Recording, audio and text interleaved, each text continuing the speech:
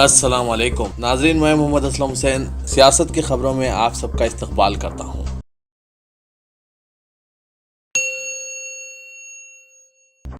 وزیر اعظم نریندر مودی کی سیکیورٹی کے لیے اب خواتین کے دستوں کو تعینات کیا جائے گا۔ شمال مشرق سے تعلق رکھنے والی تمام خاتون سیکیورٹی فورس کی ارکان کو نئی دہلی میں 5 مرد کمانڈوز کے ساتھ سیکیورٹی انتظامات میں شامل کیا گیا ہے۔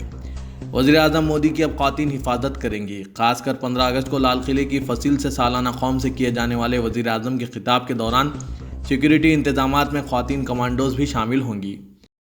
مرکز کی نریندر مودی حکومت میں تمام وزراء کی اہمیت صفر بنا کر رکھ دی گئی ہے۔ کوئی بھی اہم فیصلہ کرنے کا ان وزراء کو اختیار حاصل نہیں ہے۔ زیرو سطح پر کام کرنے والے ان وزراء اندر ہی اندر اپنی بے عزتی کو برداشت کرتے آ رہے ہیں۔ سابق وزراء یشونت سنہا اور ارون شوری نے کہا کہ وزیر اعظم کا دفتر ہی اہم فیصلے کر رہا ہے اور وزراء کو کچھ کرنے کی اجازت نہیں ہے۔ تمام اہم وزارتی فیصلے وزیر اعظم کے دفتر سے ہی جاری ہو رہے ہیں۔ چیف منسٹر مغربی بنگال ممتا بنرجی اور کانگریس کے صدر راہل گاندھی پر آسام میں شہریوں کے قومی رجسٹر کی مخالفت پر شدید تنقید کرتے ہوئے بی جے پی کے صدر امیت شاہ نے کہا کہ دونوں قائدین کو یہ واضح کرنا چاہیے کہ ان کے لیے آیا ووٹ بینک پہلے ہے یا ملک پہلے ہے۔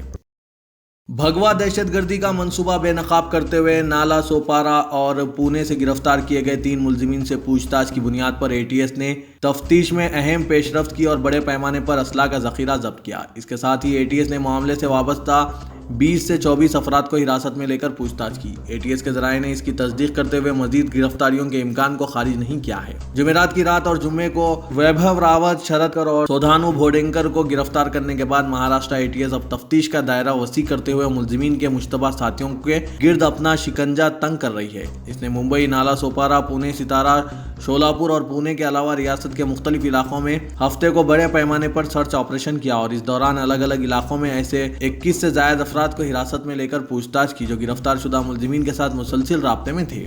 اس کے ساتھ ہی ایک بڑی کامیابی، تفتیش کاروں کو ملزم نمبر 3 کے ساتھ سختی سے کی گئی پوچھ تاچھ کی بنیاد پر اس وقت ملی جب اس نے بڑی مقدار میں جمع کیے گئے اسلحہ کا پتہ بتایا۔ عمران خان نے پاکستان کے وزیر اعظم کی حیثیت سے عہدے کی مجوزہ حلف برداری تقریب میں جو اسلام آباد میں 18 اگست کو منعقد ہوگی، پنجاب کے کابینی وزیر اور سابق کرکٹر نوجوت سنگھ سدھو کو ذاتی شرکت کی دعوت دی ہے۔ سدھو نے دعوت نامہ موصول ہونے کی تصدیق کرتے ہوئے آج بتایا کہ عمران خان نے ٹیلی فون پر انہیں تقریب میں شامل ہونے کی دعوت دی ہے۔ انہوں نے بتایا کہ ٹیلی فون پر مختصر بات چیت میں عمران خان نے ان کی ستائش کرنے کے لیے ان کا شکریہ بھی ادا کیا۔ ان کے مطابق عمران خان کی تحریک انصاف پارٹی سیکریٹریٹ کے عہدے دار انعام شاہ نے بھی پارٹی کی طرف سے باضابطہ طور پر دعوت نامہ بھیجا ہے جسے انہوں نے تہ دل سے قبول کر لیا ہے۔ سدھو نے بتایا کہ انہوں نے مرکزی وزارت داخلہ اور ریاست کے چیف منسٹر کے دفتر کو دعوت نامہ موصول ہونے کے بارے میں اطلاع کر کے اسلام آباد جانے کی خواہش ظاہر کی ہے۔ نیشنل کانفرنس کے صدر فاروق عبداللہ نے کہا کہ وہ اپنی موت تک آرٹیکل 35A کے لیے لڑیں گے۔ انہوں نے وارننگ دی کہ دستور کی شاخ سے کسی بھی چھیڑ چھاڑ کی صورت میں حالات بے قابو ہو جائیں گے۔ آرٹیکل 35A کے ذریعے جموں کشمیر کے عوام کو خصوصی حقوق اور مراد دیے گئے ہیں اور اس آرٹیکل کو سپریم کورٹ میں چیلنج کیا گیا ہے۔ فاروق عبداللہ نے کہا کہ میں خبر میں جانے تک لڑوں گا۔ انہوں نے کہا کہ لوگوں کو صرف کشمیر یاد رہتا ہے، ہماچل اور اروناچل پردیش اور ناگالینڈ نہیں جنہیں خصوصی موقف حاصل ہے۔ یہ پوچھے جانے پر کہ آرٹیکل 35A سے چھیڑ چھاڑ کی صورت میں صورتحال کیا ہو سکتی ہے، فاروق عبداللہ نے کہا کہ آپ خود حالات دیکھیں گے، دہلی بھی دیکھے گی، صورتحال کو قابو میں کرنا مشکل ہو جائے گا۔ فاروق عبداللہ نے کہا کہ آرٹیکل 35A کو چھوا بھی نہیں جا سکتا۔ جواہر لال نہرو کے خلاف اشتعال انگیز بیان میں راجستھان کے بی جے پی رکن اسمبلی گیان دیو آہوجا نے کہا کہ ملک کے پہلے وزیر اعظم پنڈت نہیں تھے کیونکہ وہ بیف اور سور کا گوشت کھاتے تھے۔ متنازع بیانات کے ذریعے اکثر سرخیوں میں رہنے والے رکن اسمبلی حلقہ رام گڑھ ضلع الوار نے ملک میں موجود تمام سماجی برائیوں کے لیے نہرو گاندھی خاندان کو ذمہ دار ٹھہرایا۔ کانگریس نے الزام لگایا ہے کہ 3 طلاق بل کے پیچھے حکومت کی نیت مسلم خواتین کی حفاظت کرنا نہیں بلکہ اس مسئلے پر سیاسی کھیل کھیلنا ہے۔ سینئر کانگریس قائد جے رام رمیش نے کہا کہ اگر این ڈی اے حکومت کو 3 طلاق بل پیش کرنے سے اتنی ہی دلچسپی ہوتی تو حکومت گزشتہ جمعے کے بجائے جمعرات ہی کو یہ بل پیش کر دیتی۔ جمعہ کسی بل کی پیشکشی کا دن نہیں ہے۔ سعودی عرب کے فرمانروا شاہ سلمان بن عبدالعزیز نے ایک فرمان کے ذریعے فلسطینی شہداء کے خاندانوں کے 1000 افراد کی آئندہ حج کے دوران میں میزبانی کا حکم دیا ہے۔ ان فلسطینی عازمین حج میں مرد و خواتین دونوں شامل ہوں گے۔ سعودی عرب کے وزیر برائے اسلامی امور شاہ شیخ عبداللطیف بن عبدالعزیز آل شیخ نے اس شاہی فرمان کی تصدیق کرتے ہوئے کہا ہے کہ یہ خادم حرمین شریفین کی فلسطینی نصب العین کی مسلسل حمایت کا آئینہ دار ہے اور فلسطینی عوام کی عظیم قربانیوں کو ان کے خراج تحسین کا مظہر ہے۔ شیخ عبداللطیف نے، جو شاہ سلمان بن عبدالعزیز کے حجاج اکرام کی میزبانی کے لیے پروگرام کے نگران بھی ہیں، کہا کہ فلسطینی عوام اپنے جائز حقوق کی بازیابی اور مسلمانوں کے قبلہ اول مسجد اقصیٰ کے تحفظ کے لیے اپنی جدوجہد پر مکمل حمایت اور داد و تحسین کے مستحق ہیں۔ ترکی کے صدر رجب طیب اردغان نے کہا ہے کہ ترکی کے خلاف امریکہ کے یک طرفہ فیصلوں اور عدم احترام کے نتیجے میں ہمیں نئے دوست اور شراکت دار ممالک کی تلاش ہوگی۔ اردغان نے اس بات کا اظہار نیو یارک ٹائمز میں شائع اپنے مضمون میں کیا۔ انہوں نے کہا کہ امریکہ کو ترکی کی بقا کا خیال رکھنا چاہیے، بصورت دیگر یہ ہمارے اتحاد کے خاتمے کا سبب بن سکتا ہے۔ انہوں نے کہا کہ واشنگٹن کے یک طرفہ اقدامات اس کے اپنے قومی مفادات اور سلامتی کے لیے خطرہ بنیں گے۔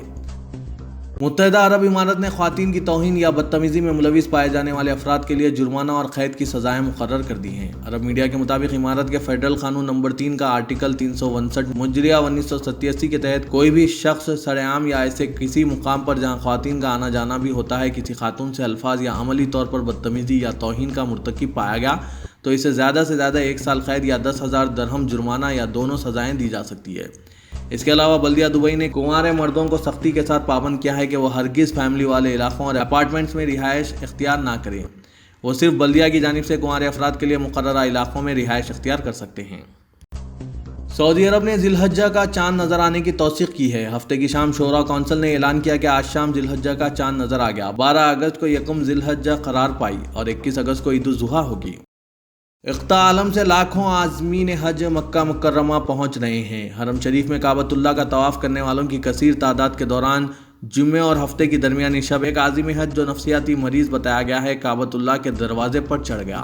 حرم شریف کے نگرانکار سیکورٹی عملے نے اسے فوری طور پر وہاں سے اتار دیا۔ اسے نیچے اتارنے کی کوشش کے دوران اس کا احرام بھی گر گیا۔ رات 12 بجے پیش آئے اس واقعے کے بعد سیکورٹی فورس نے عازم حج کو پبلک پروسیکیوٹر کے حوالے کر دیا۔ صدر تلنگانہ پردیش کانگریس کمیٹی اتم کمار ریڈی نے کہا کہ تلنگانہ میں قیام پذیر آندھرائی عوام کانگریس کے ساتھ ہونے کا دعویٰ کیا۔ راہل گاندھی کے دورے سے کانگریس پارٹی کیڈر کے جوش و خروش میں مزید اضافے کی امید ظاہر کی اور کہا کہ کانگریس پارٹی کسی بھی انتخابات کا سامنا کرنے کے لیے تیار ہے۔ محکمہ آثار قدیمہ ہند نے مقامی مسلمانوں کو قلعہ گولکنڈے میں نماز کی اجازت دینے سے انکار کر دیا۔ اس ضمن میں مقامی رکن اسمبلی نے درخواست کی تھی اور 2 مکتوب ارسال کیے گئے تھے جن کے مطابق قلعہ گولکنڈے کے عاشور خانہ و کامل خانے کے قریب واقع درگاہ اور مسجد میں نماز کی اجازت کے لیے درخواست کی گئی تھی۔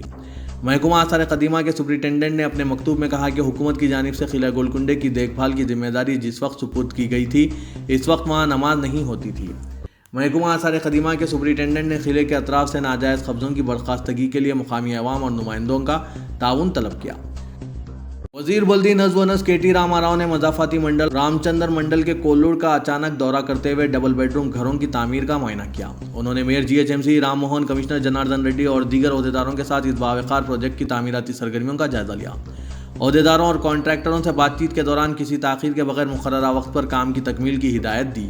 ڈبل بیڈ روم اسکیم کے تحت جی ایچ ایم سی اس علاقے میں 124 ایکڑ اراضی پر 15,660 مکانات تعمیر کر رہا ہے جہاں 70,000 افراد کو رہائش فراہم ہوگی۔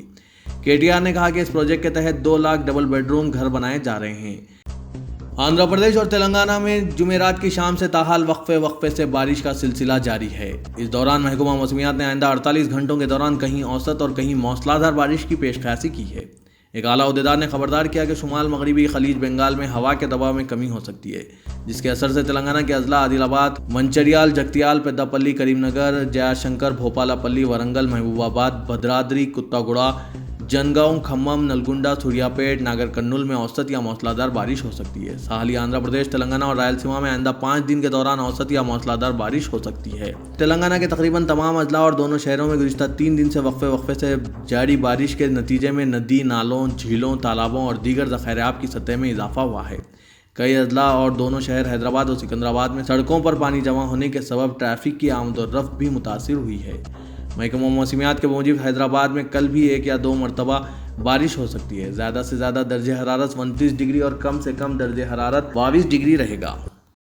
ہندوستانی ٹینس اسٹار ثانیہ مرزا کے ہاں اگرچہ پہلے بچے کی پیدائش رواں برس اکتوبر میں متوقع ہے لیکن ان کے حالیہ ویڈیو پر شائقین نے ثانیہ کو احتیاط برتنے کا مشورہ دیا ہے کیونکہ وہ ٹینس کھیلتے ہوئے اپنا ایک حالیہ ویڈیو پوسٹ کیا ہے۔ امید سے ہونے کے باوجود ثانیہ مرزا نے جہاں تقریبات میں شرکت کرنے سمیت دیگر معاملات کو برقرار رکھا ہوا ہے وہیں وہ اب اپنی بہن کے ساتھ ٹینس کھیلتی بھی دکھائی دی ہے۔ ثانیہ مرزا نے اپنے انسٹاگرام پر ایک حالیہ لیکن مختصر ویڈیو شائع کیا جس میں وہ اپنی بہن کے ساتھ ٹینس کھیلتی نظر آ رہی ہے۔ ناظرین، یہ تھا آج کا خبرنامہ، دیجیے اجازت، اللہ حافظ۔